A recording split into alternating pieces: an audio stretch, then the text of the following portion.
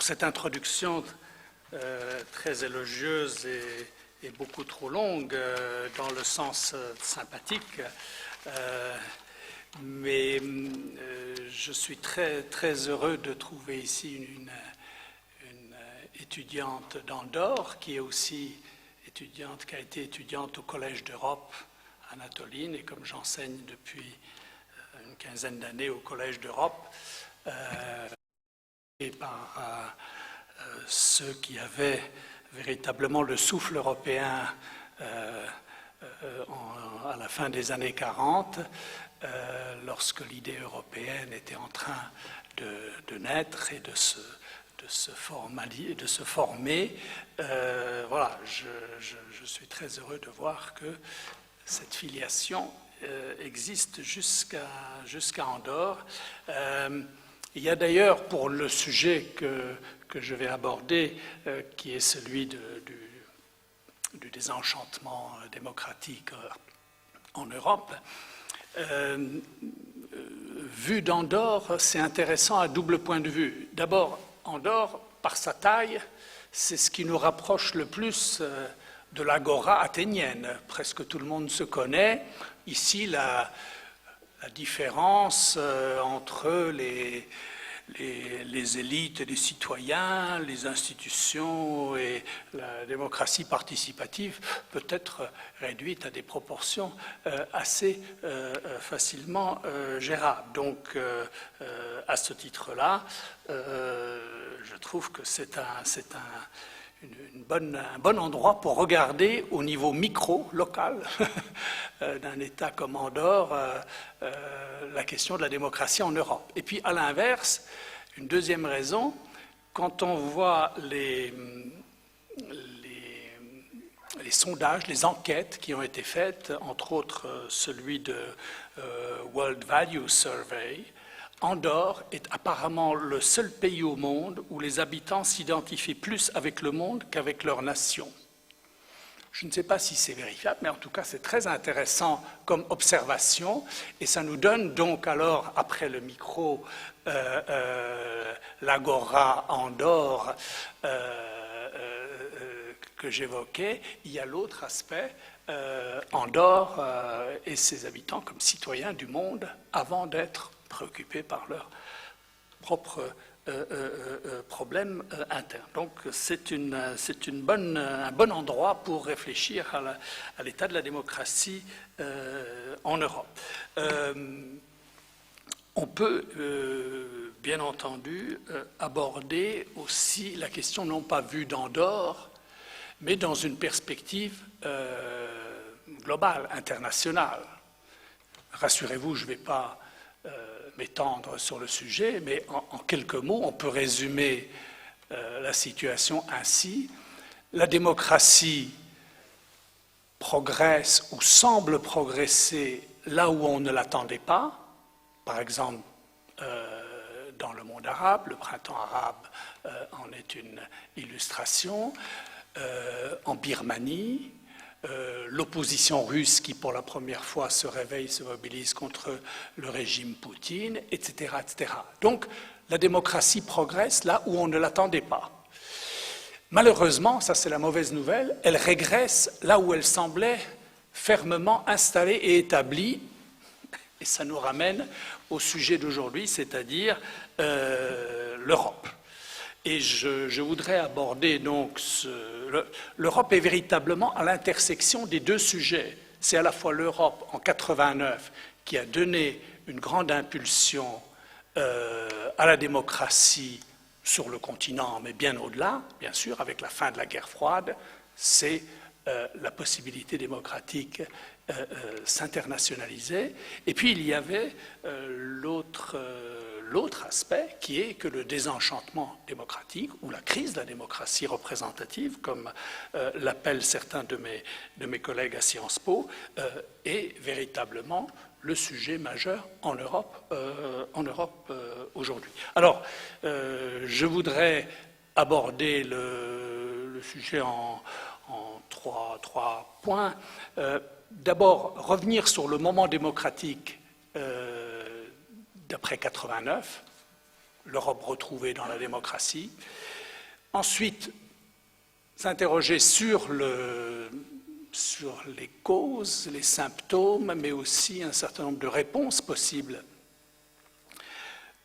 à ce désenchantement démocratique que j'évoquais. Et puis, dans un dernier temps,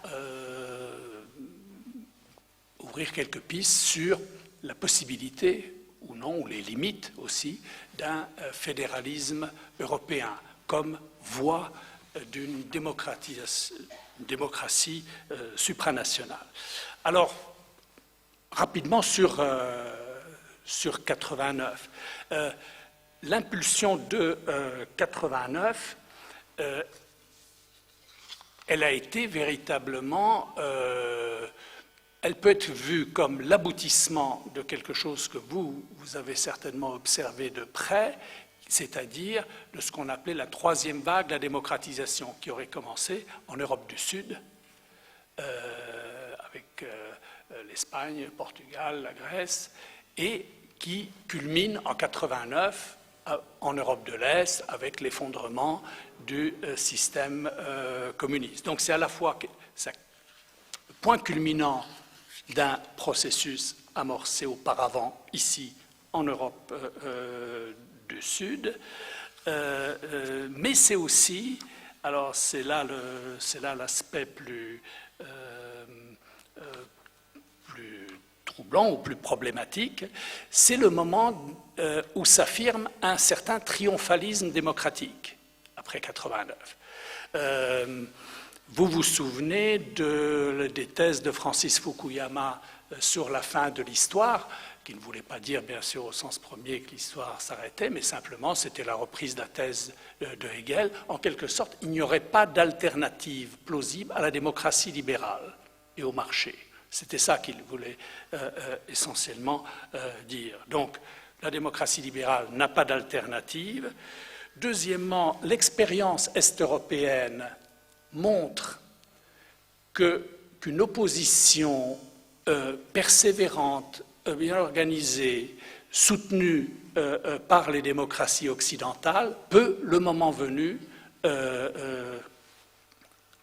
s'imposer ou en tout cas précipiter, accélérer la chute des dictatures qui étaient là depuis un demi-siècle. Donc c'est une sorte de leçon de volontarisme démocratique.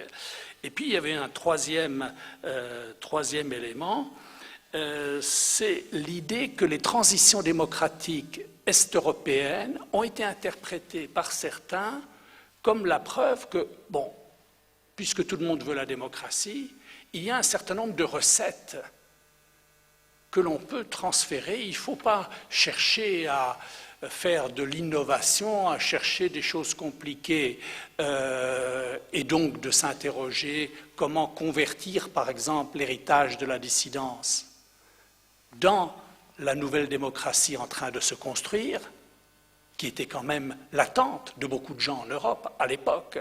Hein, en quoi la nouvelle démocratie qui était en train de se réinventer à l'Est allait nous amener à enrichir, repenser la démocratie en Europe tout court, et peut-être plus généralement au-delà de l'Europe. Au lieu de ça, on a dit non, ne perdons pas de temps avec des expériences plus ou moins vagues. Il y a un certain nombre de choses qu'il faut faire. Voilà pour les institutions politiques, voilà comment faire le passage à l'économie de marché avec la thérapie de choc, etc. Et puis la perspective est toute tracée.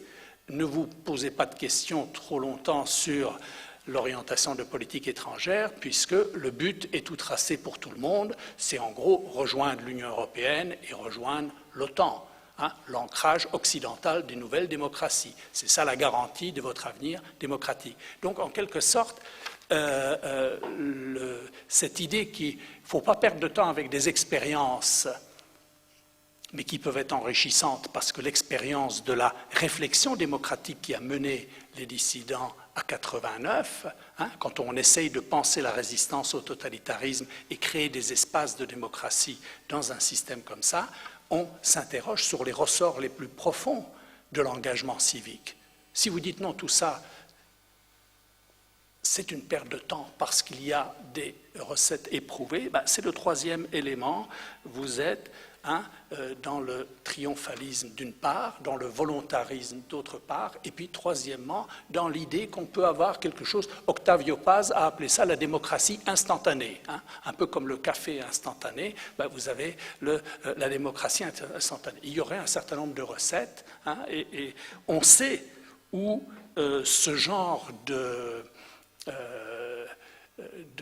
combinaison de ces trois éléments nous a mené certains, où l'idée au demeurant sympathique, de promotion de la démocratie, peut vous mener à vouloir l'imposer éventuellement par la force. C'est ce qu'ont pensé un certain nombre de dirigeants politiques outre-Atlantique. On a vu en Irak ce que ça a donné.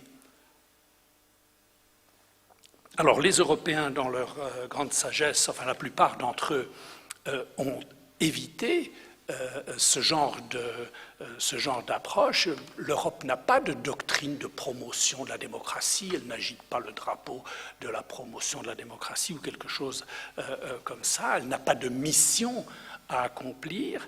Elle a été vaccinée contre ça. Et les Français le savent bien. On peut dire que la première tentative de promotion de la démocratie, c'était Napoléon et avec sa tentative d'exporter les idées de la Révolution française jusqu'au fin fond de la Russie. On sait comment cette volonté d'exporter manu militari la démocratie peut se terminer. Donc les Européens sont beaucoup plus prudents sur ce registre. L'Union européenne, elle, disposait d'une autre approche, du moins dans les pays d'Europe centrale. Et je ferai le contraste avec les Balkans et avec les voisinages de l'Union européenne, voisinage Est et voisinage Sud. Il faut que je le fasse d'ailleurs assez vite pour ne pas empiéter trop sur le reste du programme. Mais en gros, en Europe centrale, on peut dire, une fois la chute de l'Ancien Régime assumée, la transition, les nouvelles institutions mises en place, à ce moment-là, vous avez la construction de l'état de droit, de l'économie de marché, tout ça, qui est orienté par une perspective, qui est celle de l'adhésion à l'Union européenne. Toutes les réformes qui sont faites, ou 90% d'entre elles, sont faites avec cet objectif. C'est ce qui fait d'ailleurs le consensus des élites politiques, qui divergent sur tout le reste, mais là-dessus, personne n'ose dévier par rapport à cet objectif. Et ça, c'est ce mécanisme, n'est-ce pas, de la conditionnalité européenne. Vous adhérez, il y a les critères de Copenhague pour adhérer. Le premier des critères d'adhésion à l'Union européenne, c'est d'être une démocratie et de respecter les droits de l'homme. Si vous n'avez pas rempli cette première condition, ce n'est même pas la peine de vous interroger sur les autres, qui sont, il faut être une économie de marché, il faut avoir une administration capable d'intégrer tous les éléments de l'acquis communautaire, c'est-à-dire du système juridique européen, etc., etc. Je ne m'étends pas là-dessus, mais c'est ce levier européen qui a favorisé la consolidation de la démocratie. Il y a la transition à la démocratie, après la chute du régime. Après, il y a la consolidation. La consolidation, ça veut dire en gros qu'une élection à Prague ou à Varsovie a un enjeu de gouvernement et non pas un enjeu de régime. Ce qui est le cas à Belgrade ou ce qui est le cas à Kiev, etc. Donc ça, c'est très important. La démocratie, c'est l'alternance et c'est en gros de ça qu'il s'agit. Et tout cela a été favorisé, je ne dis pas exclusivement, évidemment, créé, mais favorisé grandement par ce que Adenauer appelait Magnet Europa. Il considérait l'Europe comme un aimant. Et le fait que vous voulez y adhérer, vous vous pliez à cette conditionnalité. Évidemment, c'est une intégration asymétrique. Entre celui qui intègre et celui qui veut s'intégrer, il y a une asymétrie, c'est tout à fait évident. Il y en a un qui pose les conditions et l'autre qui les remplit ou ne les remplit pas. Mais ce levier, ce Magneto Europa, c'est ça la clé de ce qu'on appelait Europe's Transformative Power, la capacité de l'Europe à favoriser la transformation démocratique en Europe centrale. Ça, c'est, je pense, en gros, l'apport, véritablement l'apport. Je reviendrai ensuite sur des aspects beaucoup plus critiques du rôle de l'Union européenne, mais là, véritablement, l'apport de l'Union européenne à la démocratisation de l'Europe du centre-est. On peut dire, pour résumer, hein, l'ultime menace que l'Union européenne peut professer, ce n'est pas « nous allons vous envahir », comme certains l'ont fait dans le désert de Mésopotamie, mais c'est « nous n'allons pas vous envahir ». Et ça, c'est terrifiant pour les élites au pouvoir de tel ou tel pays candidat en Europe de l'Est. L'idée de ne pas être considéré comme un futur membre, de ne pas être inclus, ça, c'est la pire des menaces.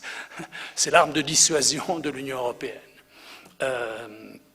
Voilà. Donc, mais ça, c'est ce qui marche dans des pays qui ont un État, qui construisent la démocratie. Ce n'était pas le cas dans les Balkans, et là on a l'Union européenne confrontée à une autre situation où elle est censée favoriser des transitions démocratiques, mais dans des pays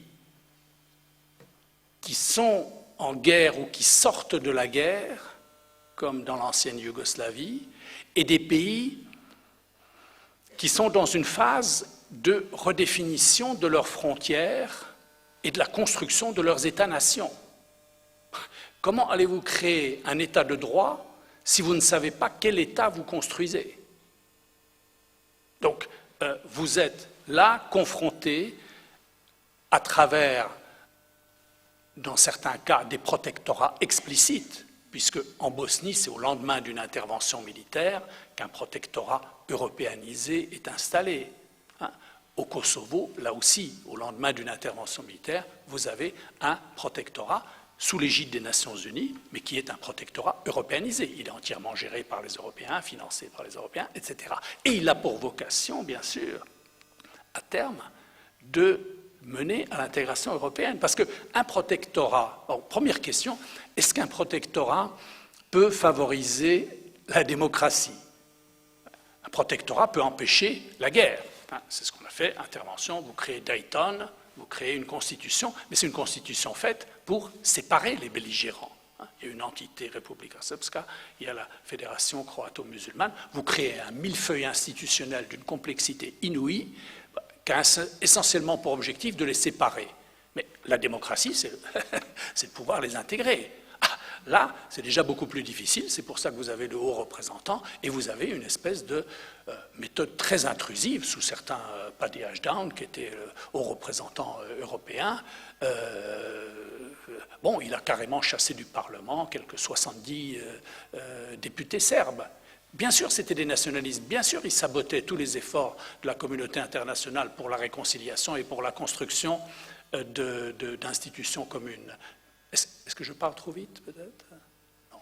Faut m'arrêter quand comme je ne lis pas un texte, j'ai peut-être tendance, et je m'adresse là au traducteur s'il pense qu'il me fasse signe.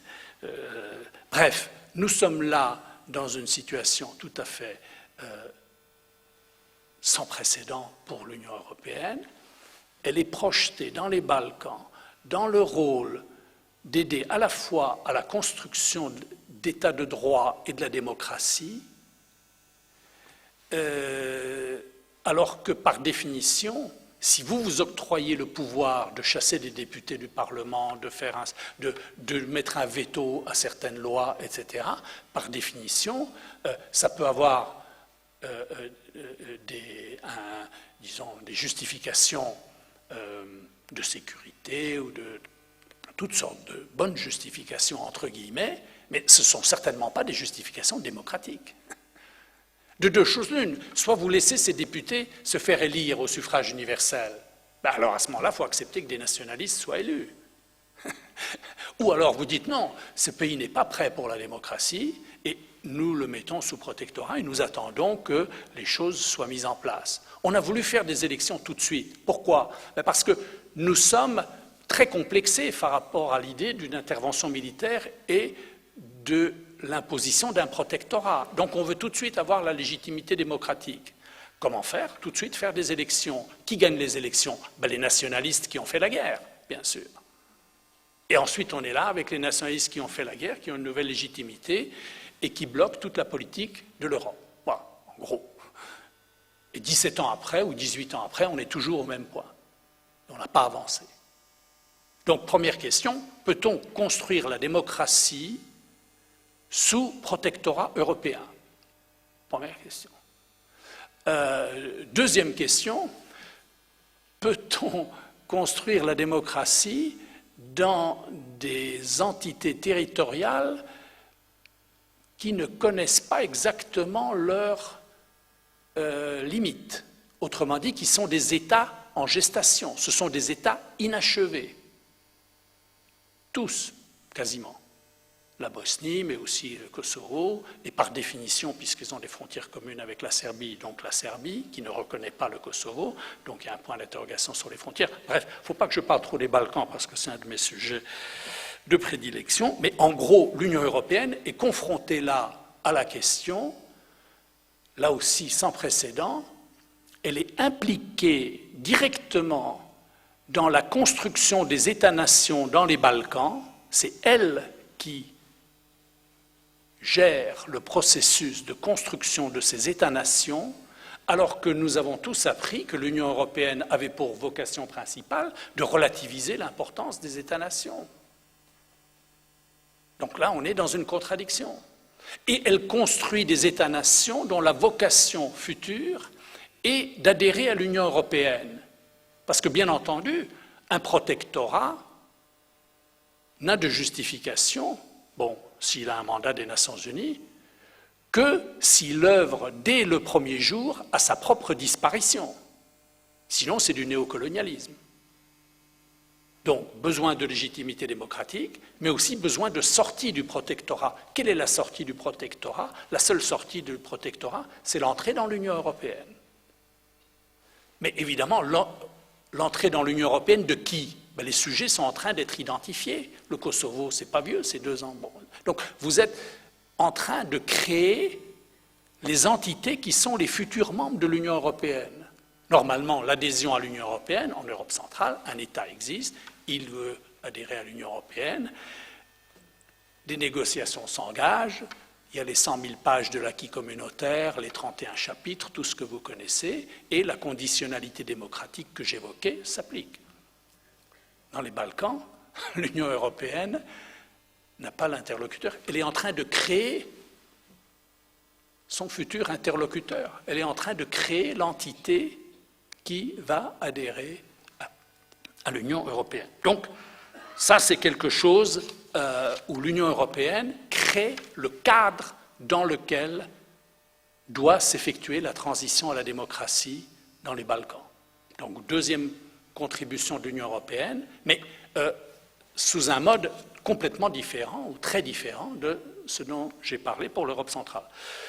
Je ne fais qu'évoquer en style télégraphique le troisième aspect, mais qui peut-être dans la discussion reviendra plus longuement, c'est l'Europe et son influence sur la démocratisation de la périphérie, de sa périphérie. Périphérie orientale, périphérie méridionale. Périphérie orientale, bon, il y a eu les révolutions de couleur, Géorgie 2003, Ukraine 2004, etc. Et donc vous avez des révolutions qui sont plus, ça c'est Václav Havel qui avait fait cette observation, je lui avais demandé en fait dans un entretien que j'ai publié dans Le Monde, je lui avais demandé est-ce qu'il voyait une similitude entre ce qui s'était passé en Ukraine et la révolution de velours à Prague en 89, il dit oui, en ce sens que la foule se rassemble sur la grande place et il reste là, il reste campé là jusqu'à ce que le pouvoir décide de partir. Bon, en ce sens-là, il y a une similitude apparente. Mais il dit il y a une différence essentielle. 89, c'était des révolutions démocratiques contre le communisme. Les révolutions dites de couleur sont des révolutions contre le post-communisme. Alors qu'est-ce que le postcommunisme? Je lui demande, il répond, c'est un mélange de régime autoritaire et de capitalisme mafieux. Ah, donc on est dans une situation, vous voyez, quand on parle de transition à la démocratie, il faut toujours s'interroger, à partir de quoi? Donc à partir de ça. Et c'est pour ça que c'est difficile, et c'est pour ça que nous connaissons des régressions comme celles qu'on voit en Ukraine aujourd'hui, où l'ancienne égérie de la révolution orange est en prison, Yulia Tymoshenko. Autre cas de figure, donc ça montre à la fois la possibilité, mais les limites du processus. Et il y a des membres de l'Union européenne, comme les nouveaux adhérents d'Europe centrale, ceux qui ont bénéficié de l'effet transformateur que j'évoquais, les Polonais, les Slovaques, etc., qui sont pour un engagement de l'Union européenne dans ces pays, et vous avez d'autres pays comme l'Allemagne ou la France qui sont beaucoup plus réservés, parce qu'évidemment, ce voisinage Est, ce n'est pas seulement le voisinage nouveau de l'Union européenne, c'est aussi le voisinage de la Russie. Et donc derrière la question de la démocratisation de cette périphérie, il y a la question de la relation de l'Union européenne avec la Russie, voire pipeline allemand, voire toutes sortes d'autres considérations de politique internationale qui ont beaucoup de choses à voir avec les questions de défense et de sécurité, mais très peu avec la démocratie. Donc les priorités des membres de l'Union européenne sur cette question de la démocratie ne sont pas tout à fait les mêmes non plus. Ça, c'est pour l'Est. Pour le Sud, vous en avez déjà parlé, vous avez une séance ici là-dessus, je ne fais que l'effleurer. Jusqu'au printemps arabe, en gros, l'opinion au sein de l'Union européenne, c'était la démocratie dans ces pays-là, ce n'est pas véritablement une perspective d'avenir proche. Donc ne fouillons pas quelque chose, ne cherchons pas quelque chose qui n'existe pas. En gros, même dans les processus de démocratisation, on finit par avoir le choix entre les militaires et les barbus. Et si vous posez la question, vous voulez les islamistes ou vous voulez les militaires, on finit plutôt par s'accommoder des militaires parce que, après tout, il y a deux choses qui intéressent l'Union européenne au premier chef, la sécurité, la lutte contre le terrorisme, Al-Qaïda, etc. Et puis, deuxième question, la question de la migration, contrôle des migrations. Et là, ces régimes autoritaires ont plus de moyens de gérer ce genre de questions que des démocrates ou prétendus tels islamistes. Donc, on s'accommodait de ces régimes autoritaires. Ça, c'est plus possible. Disons, avec le printemps arabe, il y a une nouvelle donne. Une troisième option doit être envisagée par les Européens, et vous avez discuté ici, j'étais pas là, mais de ces changements et des possibilités de l'Europe de s'impliquer là-dessus. En tout cas, la politique ancienne, elle, a montré ses limites, et il y a, je pense, un rôle à jouer important de l'Union européenne, sans se faire trop d'illusions non plus sur l'issue du printemps arabe. Une chose est la chute de la dictature, une chose est avoir des élections libres, ensuite il faut construire la démocratie, ça c'était le long chemin de l'Europe centrale. On est loin de tout ça dans la périphérie sud, et je pense donc que les leviers aussi dont dispose l'Union européenne ne sont pas de même nature, puisqu'il n'y a pas la perspective d'adhésion. Ce levier principal, le Magnet Europa, il n'existe pas de la même façon si vous avez la perspective d'inclusion ou non. Donc voilà, ça c'est la limite, disons, de l'engagement de l'Union européenne sur ce terrain-là.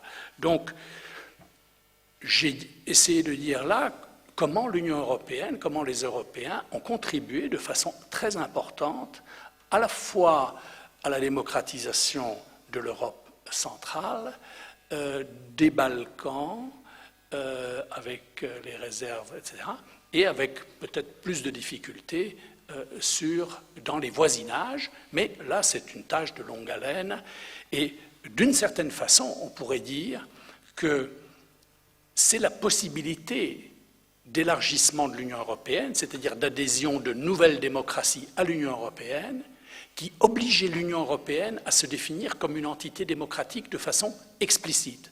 Avant, c'était fait de façon implicite. On est un club de démocratie par opposition au bloc de l'Est. Il y avait l'Europe divisée, il y avait l'Europe dans le bloc soviétique sous le communisme, et il y avait une communauté européenne d'un groupe de pays qui étaient par définition des démocraties, par l'identité démocratique était donnée en quelque sorte par la division de l'Europe. La perspective d'élargissement après 1989 a obligé l'Union européenne à se définir explicitement comme une entité démocratique. Voilà les principes que nous respectons et voilà c'est pour ça que nous exigeons des candidats de remplir un certain nombre de conditions démocratiques. Donc il y avait aussi l'identité démocratique de l'Union européenne s'affirme à travers le processus d'élargissement qui est son plus grand succès depuis 1989. Je sais que ce n'est pas du tout populaire, surtout en France, de parler de l'élargissement. C'est le plus grand succès, toutes catégories confondues, de l'Union européenne depuis 1989. On ne va certainement pas dire que l'euro a été le plus grand succès. Bon, mais lorsque je dis que l'Union européenne a contribué à la démocratisation, évidemment, on se dit, peut-elle continuer ce rôle? Peut-elle mener ce rôle dans d'autres sphères, comme par exemple dans le voisinage? Et la réponse, là, on arrive à comment promouvoir la démocratie à la périphérie quand elle est vacillante au centre. Et j'en arrive au deuxième thème, qui est celui du désenchantement démocratique ou de la fatigue de la démocratie ou de la crise de la démocratie, comme vous voudrez, selon votre degré de préoccupation et d'inquiétude, eh bien vous choisirez le terme qui vous convient, mais en gros, les symptômes sont bien connus. La baisse de la participation électorale dans pratiquement tous les pays de l'Union, la perte de confiance dans les élites politiques et dans les partis politiques, la perte de, ça c'est même plus inquiétant encore, la perte de confiance dans les institutions représentatives, les parlements, les gouvernements, vous voyez, l'érosion presque partout. Et vous avez, dans l'autre sens, poussé de partis populistes qui, eux, surfent précisément sur ce désenchantement et ce rejet des élites, des institutions, des partis qui sont censés incarner la démocratie représentative.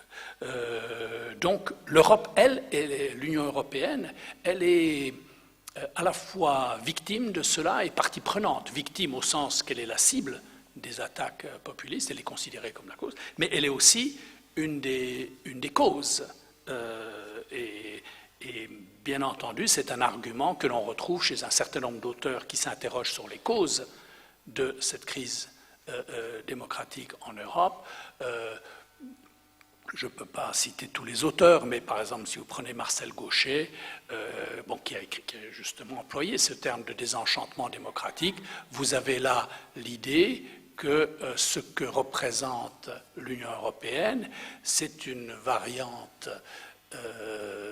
de la démocratie libérale qui met l'accent sur la jouissance des libertés plutôt que sur la participation politique. C'est un vieux débat, bien sûr, depuis Benjamin Constant, ceux qui se souviennent, la démocratie chez les anciens et les modernes, magnifique. D'ailleurs, ceux qui ont lu Benjamin Constant ne découvrent pas bouleverser les thèses de Marcel Gauchet, parce qu'une bonne partie, l'essentiel de la problématique, elle est déjà là. En gros, pour Benjamin Constant, la politique, qu'est-ce que c'est la politique? C'est en gros pour les gens qui s'ennuient chez eux. La participation. La démocratie, c'est jouissance de liberté. Qu'est-ce qu'on demande? Et Isaiah Berlin, le grand philosophe d'Oxford, lui distinguait la liberté positive et la liberté négative.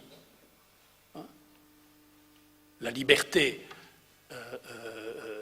négative contre l'intrusion de forces extérieures de l'État, essentiellement dans votre jouissance de liberté, ou la liberté positive, celle de participer à la chose publique, par exemple.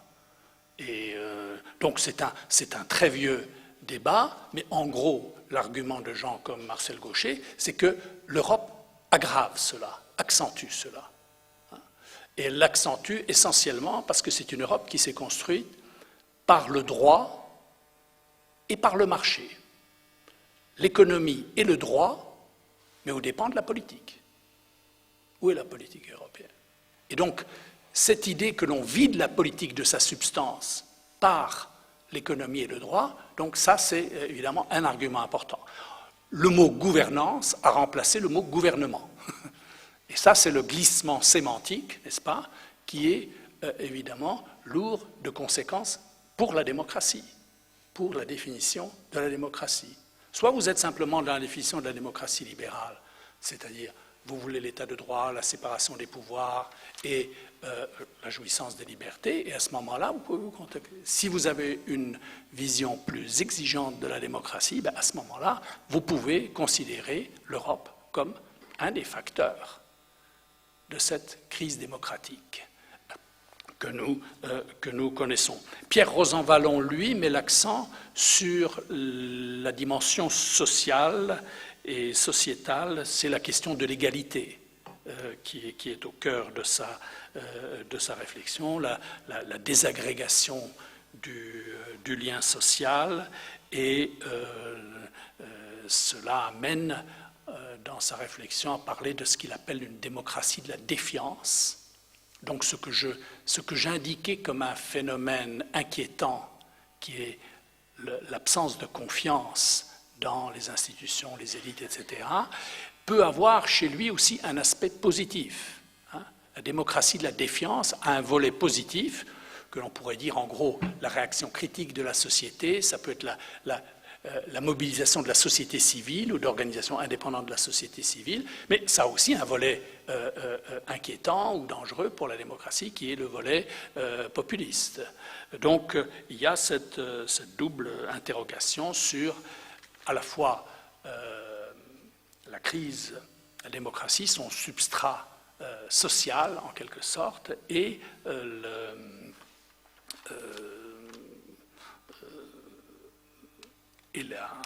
ce qu'il appelle la démocratie de défiance, les réponses qu'on peut y apporter. Klaus Hofe, le politologue, le théoricien berlinois, lui s'interroge surtout sur les liens entre l'État et le marché. Rosanvallon aussi d'ailleurs, c'est dans le prolongement de cette réflexion, il dit nous avions des réponses social-démocrates en gros, mais dans social-démocrate il inclut aussi ce qu'était dans l'après-guerre la référence à l'économie sociale du marché. L'idée qu'on intégrait dans la démocratie des couches populaires par l'État-providence, en gros, par cette dimension sociale de l'économie de marché. Cette idée de la redistribution est réduite à la portion congrue. Il dit qu'il y a eu l'option libérale classique qui sépare la sphère politique et la sphère économique, essaye de trouver un équilibre entre les deux, mais il dit dans la phase dans laquelle nous sommes, c'est autre chose. Ça, c'est la démocratie qui subsiste à l'échelle de l'État-nation, mais dans un contexte d'un marché mondialisé. Et donc, ça c'est le fond, c'est je crois le fond de la question. C'est comment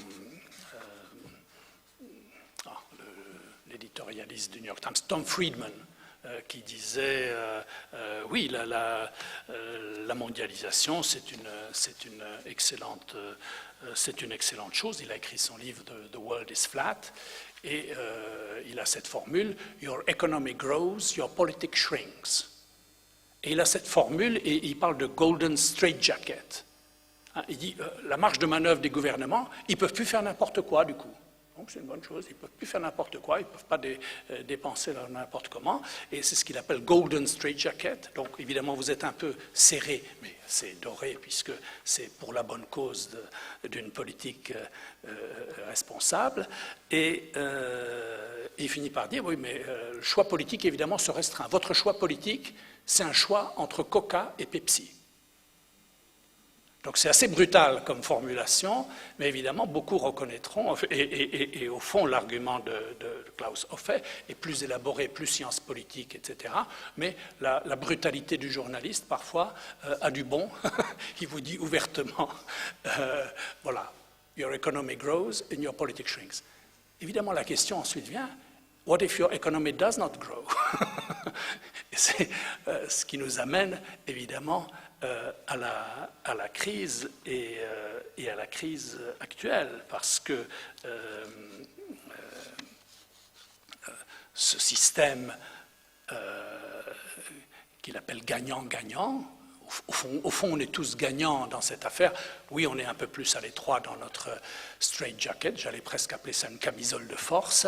Dans notre camisole de force, on est un peu plus à l'étroit, notre démocratie souffre peut-être, mais on est tous beaucoup plus prospères. Bon, ça ce n'est plus vrai. Et donc, je ne lis plus chez Tom Friedman une révision de son livre précédent, mais d'autres s'en chargent. D'autres s'en chargent, et il y a un très bon livre de Danny Roderick de Harvard qui est sorti sur ce sujet, et lui dit en gros, mais, la démocratie est née, et elle n'existe pour l'instant qu'à l'échelle de l'État-nation. La mondialisation n'est pas une mauvaise chose en soi, ça permet, alors il énumère tous les bienfaits possibles de la mondialisation, mais il dit au bout du compte, il en vient à la question de la démocratie, et il dit, ça n'a de sens du point de vue démocratique, que si on a une gouvernance mondiale, gouvernance internationale, gouvernance mondialisée, etc., etc. Donc l'argument est bien formulé, le dilemme est assez clairement esquissé. L'État-nation, si vous voulez préserver la démocratie, la mondialisation, la gouvernance mondialisée, si vous voulez poursuivre dans la voie qui a été suivie depuis 20 ans et qui a peut-être enrichi certains économiquement, mais a appauvri beaucoup de gens, surtout politiquement maintenant, sur le plan démocratique. Et donc c'est cela qui m'amène à la crise actuelle, parce que voit-on dans la crise actuelle? C'est l'obligation de repenser la relation entre le marché et la démocratie, et le marché et l'intégration européenne. En gros, les deux idées qui avaient prévalu dans l'après-guerre, c'est le marché et la démocratie vont ensemble. Nous ne connaissons pas de démocratie qui ne soit pas une économie de marché. Évidemment, nous connaissons un certain nombre d'économies de marché qui ne sont pas des démocraties. Le général Pinochet avait en son temps montré ce que pouvait être une démocratie, une économie de marché sans démocratie. Et bien entendu, les communistes chinois nous montrent chaque jour qu'on peut aller très loin dans l'économie de marché sans la démocratie. Donc, mais l'inverse reste vrai. Il n'y a pas de démocratie qui ne soit aussi une économie de marché. Or, dans la crise actuelle, cette proposition est sérieusement mise à mal. À nouveau, je n'ai pas le temps de rentrer dans le détail, mais en gros, à partir du moment où on est dans le marché mondialisé, le marché n'œuvre plus nécessairement pour la démocratie ou pour l'intégration européenne. À partir du moment où les choix budgétaires, la politique fiscale et un certain nombre de choses qui sont absolument clés de la démocratie, le budget, c'est le cœur même de la démocratie. L'acte le plus important d'un Parlement, c'est le vote du budget. La formule américaine, « no taxation without representation », c'est la définition la plus courte de la démocratie. Donc si vous enlevez ça, vous avez des... oui, your politics shrinks. Votre économie ne croît pas, mais votre politique, elle, se rétrécit quand même. Et donc là, vous avez cette remise en cause, et je n'ai pas besoin d'insister sur la façon dont, au cours de la dernière période, nous avons vu ce phénomène s'esquisser en Europe. Bon, c'est l'histoire des 4 dernières années. La même chose pour l'Europe.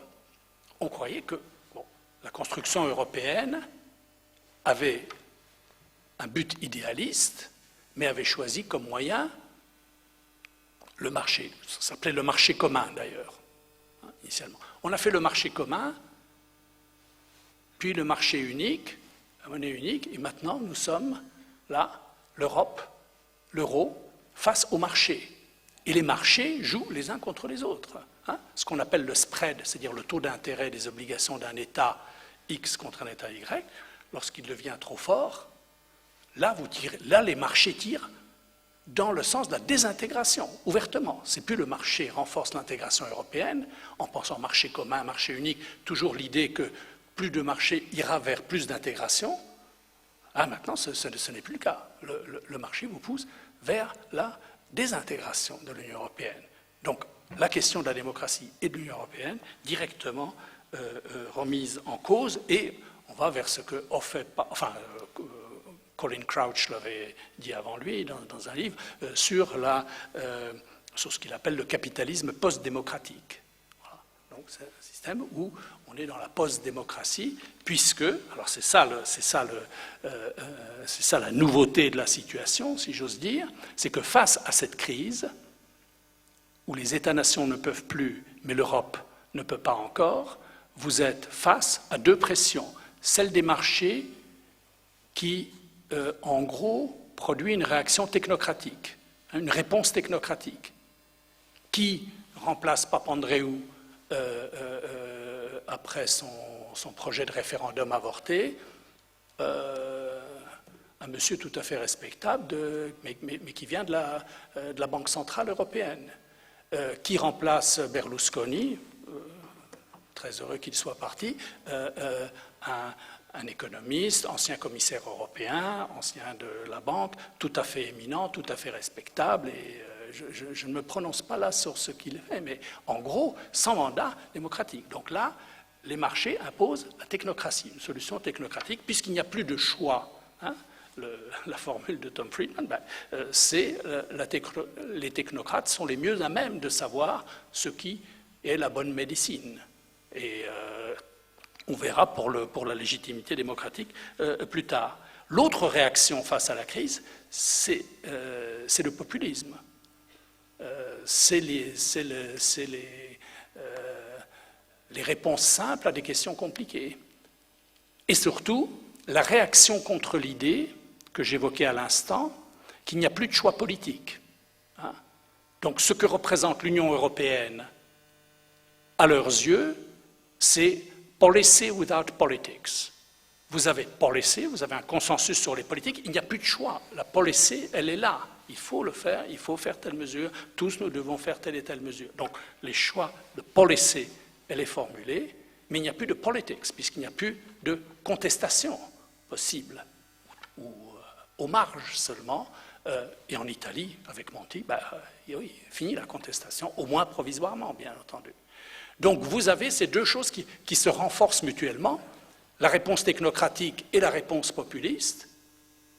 Toutes les 2 sont évidemment préoccupantes pour la démocratie dans les États membres de l'Union européenne, mais évidemment, c'est l'Europe en tant que telle, à travers l'euro, qui est perçue comme le coupable ou comme le responsable de cette situation-là. D'où, évidemment, chez les populistes, non seulement les accents nationalistes, anti-immigrés, fermeture des frontières, etc. C'est ce dont on a parlé hier avec M. Hirsch, hein, l'État-providence, qui a le droit d'en bénéficier.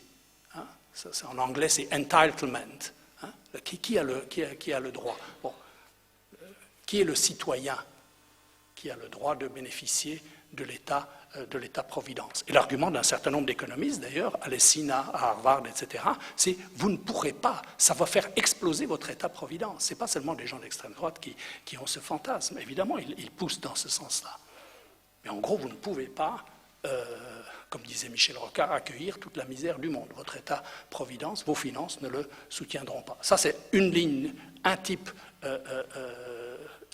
d'argument que vous avez. Donc, dans cet assaut d'un côté contre les cibles internes, immigration, etc., et d'autre part, la cible externe, qui est l'Union européenne.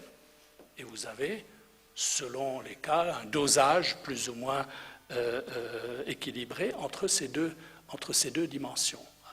En Angleterre, on est beaucoup plus europhobe qu'anti-immigré. Il y a des pays où on est plus anti-immigré qu'anti-européen. Mais les deux se rejoignent, les deux sont toujours au côte à côte. Donc, pour revenir à la question de pas seulement du diagnostic et des causes, mais des issues possibles. Danny Roderick dit, soit vous revenez à l'État-nation, c'est ça le cas de la démocratie. Très franchement, ça, c'est pas possible. Le socialisme dans un seul pays, ça a déjà été tenté. Et très franchement, ça n'a pas donné d'excellents résultats. Ça a été le cauchemar du XXe siècle. Donc, peut-être à éviter. L'autre solution grandiose, gouvernance mondialisée. Oui, c'est sympathique comme projet, mais moi, je ne le verrai sans doute pas. J'espère qu'un certain nombre des plus jeunes dans cette salle le verront un jour. Bon. Mais en attendant que ce genre de chimère se réalise, ou ne se réalise pas, plus probablement, nous avons, nous, en tant qu'Européens, au moins une possibilité d'avancer quelque chose d'intermédiaire et qui est la dimension européenne de la démocratie. Et ça, c'est la réponse fédérale à la crise. Ça, c'est la réponse d'une démocratie supranationale face au marché mondialisé. Voilà ce que, en gros, le projet fédéralise. Ce qui est très intéressant, c'est de voir comment il est la réponse après que d'autres pistes aient échoué. Je ne peux pas les évoquer toutes, mais il y avait le modèle fonctionnaliste.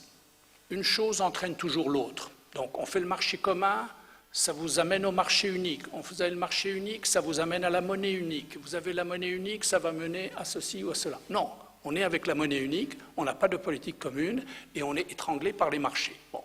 Donc, le modèle fonctionnaliste, une chose amène automatiquement l'étape suivante. Ça n'a pas marché.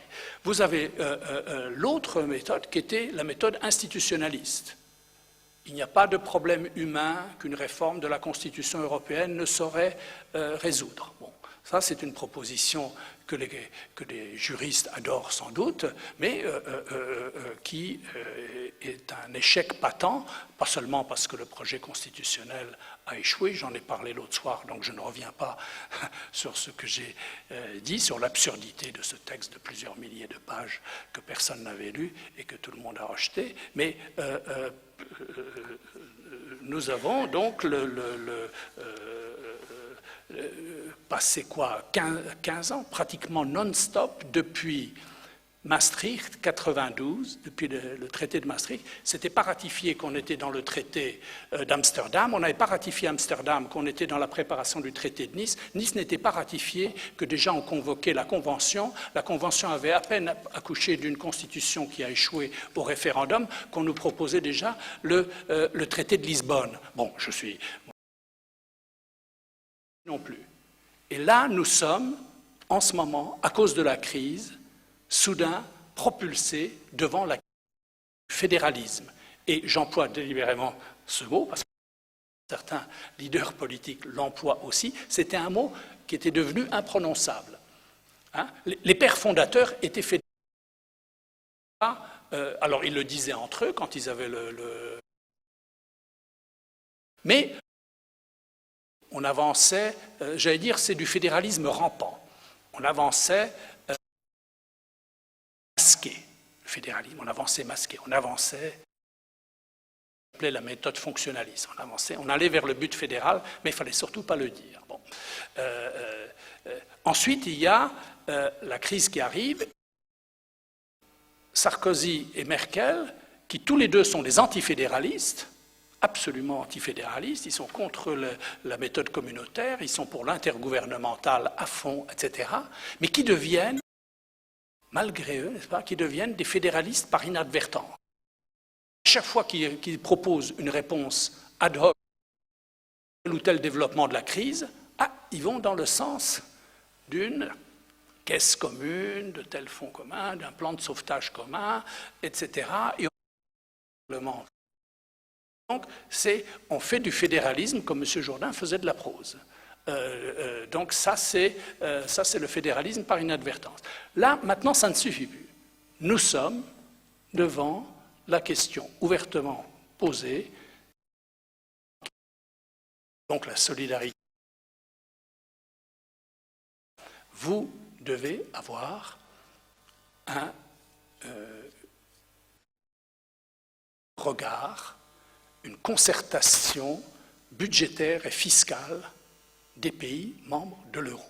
Ça s'appelle du fédéralisme et ça n'a pas, comme je l'ai dit, budget et fiscalité sont au cœur même du rôle d'un Parlement démocratique. Évidemment, ce projet est à la fois nécessaire si le sauvetage doit avoir lieu. J'emploie tout ça au conditionnel parce que je ne pense pas du tout que la voie soit toute tracée. Mais au moins, on sait ce qu'il y a à faire. On peut ne pas le faire, mais on sait ce qu'il y a à faire. Il y a beaucoup de risques politiques, évidemment, en le faisant. Mais donc, il y a cette perspective-là, mais qui n'est possible, et c'est notre sujet aujourd'hui, que si on comprend le fédéralisme comme une dimension essentielle de la démocratie européenne. Et là, on arrive à quelque chose qui est évidemment très problématique, parce que les termes n'ont pas la même signification dans différents pays de l'Union et dans nos cultures politiques. N'est-ce pas, la résonance du terme fédéralisme n'est pas du tout la même. En Allemagne, le fédéralisme, qui est né avec la démocratie, la République fédérale allemande, Bundesrepublik, la République fédérale allemande. Hein, il y avait le nazisme de l'Est communiste, la démocratie allemande s'est reconstruite comme République fédérale. Fédéralisme, c'est une dimension de la démocratie. Vous parlez à un Américain, Federalist Papers, c'est les textes fondateurs de la démocratie. Et c'est des textes brillantissimes. Je les ai relus récemment. J'invite, n'est-ce pas, à relire Madison, Hamilton, les grands penseurs du fédéralisme démocratique. Et ce n'est pas du tout pour créer un super-État, c'est aussi pour faire ce qu'ils appellent les checks and balances. Le fédéralisme, c'est un moyen de contenir les États. Petite parenthèse, en faisant cette lecture sur les fédéralistes, je découvre que le fédéralisme américain est né d'une crise financière, de la banqueroute des États, parce que dans la guerre contre l'Angleterre, il s'était ruiné, un certain nombre d'États s'étaient ruinés, et à ce moment-là, il y a la solution, on vous propose le sauvetage d'un État fédéral en devenir, en échange de quoi vous accepterez qu'il y ait des taxes fédérales introduites, et c'est la naissance du système fédéral américain à travers une crise financière. Mais évidemment, à travers un leadership et des penseurs d'une envergure qu'on n'a plus vu depuis. C'est des textes profonds, brillants, extraordinaires, hein, des textes courts, des gens, si on avait pu rédiger la Constitution européenne par un des founding fathers, quelqu'un, en quelques pages qui vous énonce clairement, peut-être qu'on aurait eu d'autres résultats. Mais évidemment, en France, je n'ai pas besoin de m'étendre sur le fait que notion de fédéralisme, on est dans un pays où tradition de l'État centralisé, notion de fédéralisme ne résonne pas. Ou alors c'est quelqu'un qui veut imposer quelque chose à la France. C'est ça les fédéralistes européens. Ou bien les pays d'Europe de l'Est, les Tchèques, les Slovaques, mais aussi les Baltes ou les ex-Yougoslaves.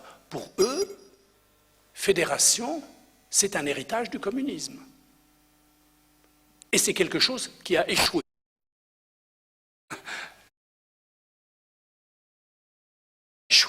C'est une excellente raison. Et deuxièmement, c'est un héritage du communisme. Évidemment, Havel disait toujours, mais non, c'est du totalitarisme fédéralisé. Ce n'est pas une fédération, pas la même chose. Mais, donc, les mots résonnent différemment, et si nous voulons avoir la chance d'aboutir, eh bien, il nous faudra d'abord trouver un langage commun pour débattre.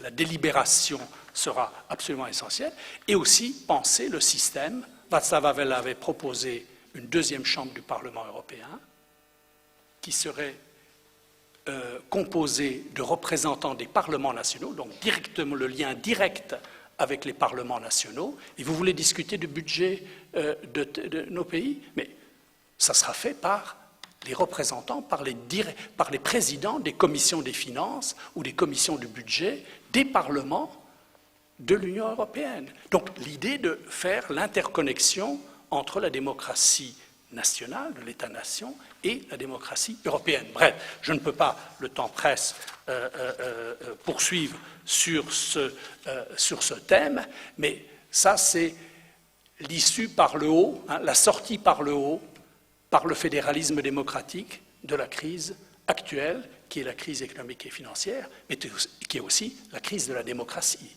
Et tous les symptômes dont je parlais avaient quelque chose à voir, non pas seulement avec la crise la plus récente, mais avec la façon dont fonctionnait l'Union européenne. Donc c'est l'occasion, n'est-ce pas, de repenser la démocratie au plan européen dans un contexte fédéral.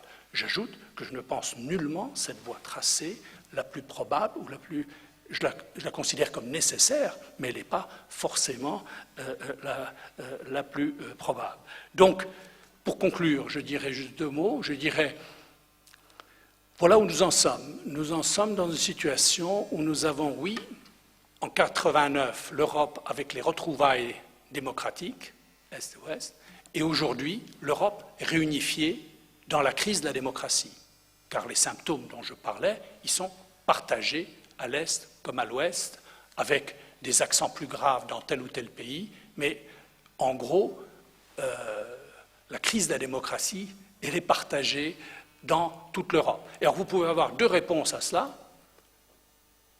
Soit vous dites, ah ben s'ils partagent, si même les nouvelles démocraties partagent les mêmes symptômes des vieilles, ben c'est qu'ils ont réussi leur transition démocratique. Bravo. Hein?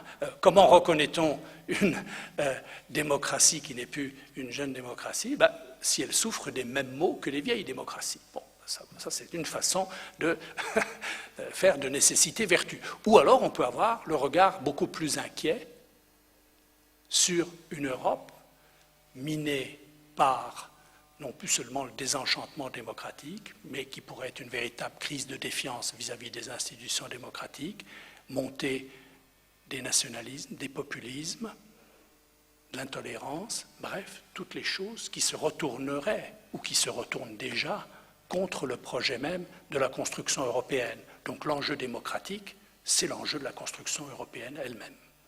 Merci de votre attention.